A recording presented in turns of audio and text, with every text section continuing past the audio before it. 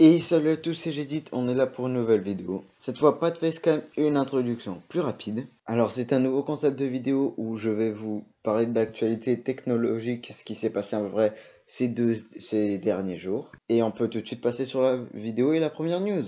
Alors la première news parle de lentille de contact qui permettrait de zoomer. Là vous allez me dire, comment ça zoomer? Zoomer dans quoi? Zoomer dans ce que tu vois, comme si tu faisais une photo, tu vois, sur ton téléphone.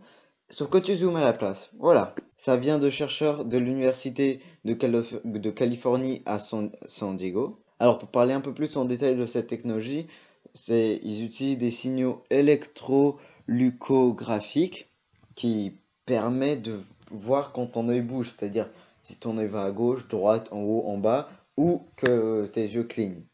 Ça permettra d'utiliser différentes options. C'est un truc différent des lunettes connectées comme Google Glass et on va voir dans le futur si ça va vraiment marcher ce genre de technologie. Passons à la deuxième news. Alors là, on va parler d'Oppo. Oppo a annoncé un écran 21/9 complètement renversant. Là, vous allez me dire, comment ça complètement renversant? Alors si vous connaissez un peu ces derniers temps les smartphones Samsung ou Huawei il y a pas longtemps et le OnePlus 7 Pro, vous savez qu'ils ont des écrans avec des bordures incurvées sur le côté gauche et droit. Et bah Oppo veut faire ça avec une dalle 21/9, sauf qu'ils veulent le faire vraiment jusqu'au bout. Donc quand tu regardes à droite, tu vois vraiment un écran, tu vois genre un mur. Comme vous pouvez voir dans l'image que je vous mets là en parlant. C'est plutôt intéressant. Après, je me demande comment ils vont faire pour éviter les contrôles fantômes. Déjà, on a ce problème sur les Samsung ou le OnePlus ou Huawei parfois.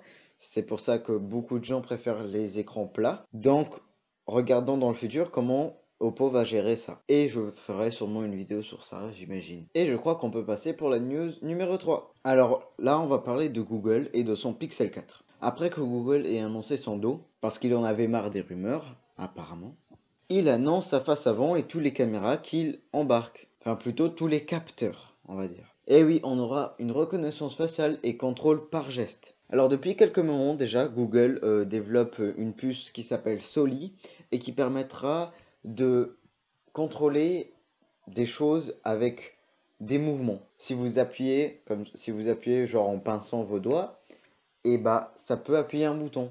Donc par exemple pause, play, des choses comme ça. Et c'est ce que cette fameuse puce Soli et ses capteurs embarqués permettront. Et donc Google annonce officiellement que que Soli et tous ses capteurs seront sur le Pixel 4. Et on dit au revoir au deuxième capteur photo ultra grand angle, qui est un peu dommage vu que ça permettait de faire des photos avec plein d'amis. Et donc, comme vous voyez sur la photo, je vais vous lire tous les capteurs. Oui, ça va être un peu compliqué, mais c'est ce que je vais faire. Alors, on a Face Unlock IR Camera, Front Facing Camera, Ambient Light Proximity Sensor, Audio Port, Soli Radar Chip, Face Unlock Dot Projector, Face Unlock IR Camera, Face Unlock Flood Illuminator. Tellement de capteurs, on se dit vraiment, la reconnaissance faciale, elle devrait être au top, n'est-ce pas? Ça se qu'on verra dans quelques mois. Et je crois qu'on peut partir sur la news numéro 4. Et pour la news numéro 4, on va parler d'Asus et son Asus ROG Phone, qui est un téléphone gaming pour les gens qui savent pas trop. Alors, on va parler de ses specs, sa fiche technique. Alors, pour l'écran, il aura un écran OLED de 1080p qui fera 6,59 pouces de diagonale. Son écran sera HDR 10 bits et un taux de rafraîchissement qui peut monter jusqu'à 120 Hz. Alors là, on va se dire, ah ouais, 120 Hz. Ou des gens vont dire, ouais, ça c'est déjà fait. Mais pas vraiment. On avait déjà le téléphone Razer avec un taux de rafraîchissement à 120 Hz, mais c'était du LCD. Là, c'est de l'OLED. On a déjà eu OnePlus et son 7 Pro qui avait fait un record avec 190 Hz en OLED. Et là, Asus dit, ah bah nous on sait on va battre ce record encore une fois, on va sur le 120 Hz. La latence tactile a été baissée encore plus, de 49 millisecondes. Le seul petit problème de ces écrans, c'est que aucun jeu n'est vraiment compatible avec ce 120 Hz. Déjà 90 Hz, il n'y a pas vraiment de jeu. Donc, Asus annonce en train de travailler avec Capcom, le japonais, Gameloft, le français, et Tencent, le chinois, pour adapter des jeux en 120 Hz, en espérant que ça aboutira à quelque chose. Pour le processeur, on aura un Snapdragon 855 Plus. Pour vous expliquer vite fait qu'est-ce que rapporte ce 855 Plus, il rapporte 15% de plus en performance graphique et 4% en CPU. Mais malheureusement, le 855 Plus serait un peu plus énergivore en termes de batterie. On a aussi Asus qui affirme que son système de refroidissement comprend une minuscule chambre à vapeur et aussi des orifices de ventilation que vous pouvez voir à l'arrière du téléphone, ce qui permettra d'éviter la chauffe et ce qui peut donc assurer une stabilité en termes de FPS. Et aussi, au cas où, si pour vous c'est un peu trop chaud, Asus fournit pas fournit, vous devez acheter un accessoire en plus qui est une sorte de mini ventilateur qui est relativement silencieux finalement, qui enlève 5 degrés au téléphone à peu près. 5 degrés, franchement, je crois pas que ça va beaucoup changer, mais bon, pour les gens à qui ça va vraiment être important, voilà, c'est là. Alors pour les specs, là ça va être un truc de fou, franchement. 12 Go de RAM. Là vous vous dites, ouais, ça, on a déjà eu ça. 512 Go de stockage, ouais, on a déjà vu plus, mais franchement c'est très bien. UFS 3.0, ça lui est intéressant. Et une batterie de 6000 mAh. Un truc de fou!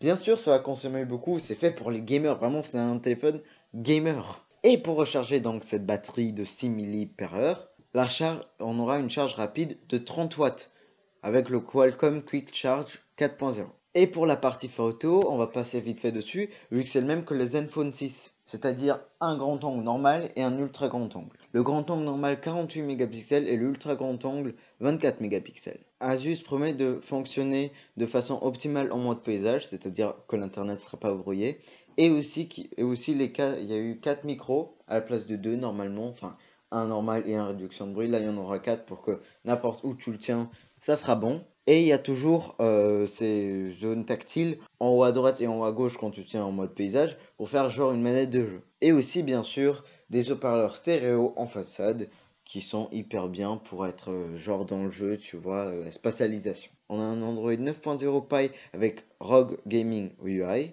que Asus a fait spécialement pour ses smartphones gaming.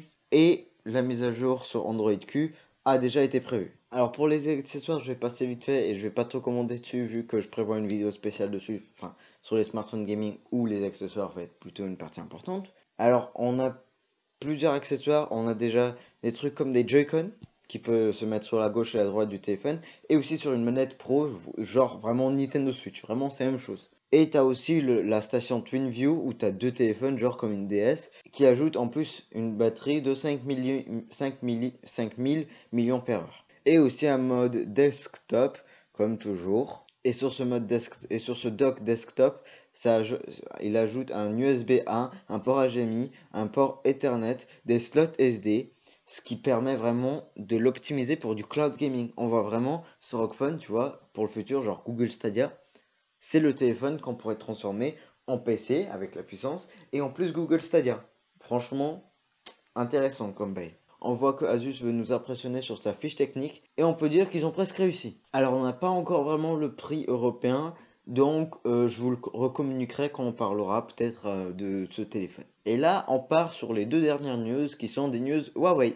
Alors pour ces news Huawei, on va commencer par la première news Huawei. Alors on va parler de la première news Huawei qui parle d'un Mate 30 ou un Mate 30 Pro qu'on a vu dans le métro. Alors ce Mate 30 ou Mate 30 Pro est dans une grosse coque, comme à peu près tous les téléphones en version bêta qui font des tests, à côté de deux Huawei Mate 20X, qui est l'édition grand format du Huawei Mate 20. Alors on voit que la façade de l'écran, on voit qu'il garde toujours l'encoche de Face Unlock qui était sur le Mate 20 Pro. Donc Face ID ou Face Unlock restera présent, mais on voit pas le dos du téléphone. Mais par contre, on voit que le gars qui fait les tests fait des tests de réseau. Et donc il compare avec les autres Mate 20X. Et pour finir sur Huawei, sur son premier semestre, qui est 6 mois, si vous voulez savoir, sur son bilan de semestre, a vendu plus de téléphones que l'année passée. Donc même avec ce ban de Trump qui maintenant les relations se sont un peu améliorées, maintenant Huawei peut travailler avec les entreprises américaines, mais tant que ça ne concerne pas la sécurité, c'est encore un peu flou, mais tout reste possible. Déjà, vous pouvez déjà peut-être foncer sur des téléphones Huawei sans avoir peur, ou attendre un peu si vous êtes encore un peu inquiet pour avoir des clarifications dessus. Donc Huawei a vendu plus de smartphones que l'année passée et il reste encore très optimiste. Il pense encore qu'il va réussir à dépasser Samsung dans les futurs, enfin pas les futurs mois, mais peut-être dans 1 an ou 2 ans. Donc Huawei se remet en forme et on peut être heureux pour ça parce que Le Mate 30, je l'attends un peu. D'ailleurs, on va faire. Est-ce que ça vous dit une vidéo Mate 30? Tout ce qu'on sait sur le Mate 30 et Mate 30 Pro. Ça vous dit? Dites-le dans les commentaires directs. J'attends aussi que vous me dites si vous acceptez sur moi, si vous l'aimez bien. J'en ferai beaucoup plus si vous voulez. Ça me permettra d'accélérer mon rythme de vidéo vu que c'est un peu plus facile à faire. J'ai un peu moins d'écriture à faire dessus. Donc j'attends un max de commentaires sur ce que vous pensez, des choses à améliorer, tout ça. Un max de likes, j'attends ça. Et bien sûr le petit partage qui me rendra riche et qui me permettra de m'acheter une caméra pour faire encore plus de facecam. Si vous aimez vraiment le facecam, dites-le moi dans les commentaires. J'essaierai peut-être de vous faire encore plus de facecam, mais pour l'instant j'ai envie de faire une pause. Mais si vous l'aimez, je peux essayer de faire quelques efforts. Donc j'espère que cette vidéo vous a plu, et je vous dis à une prochaine vidéo ou à des prochaines news.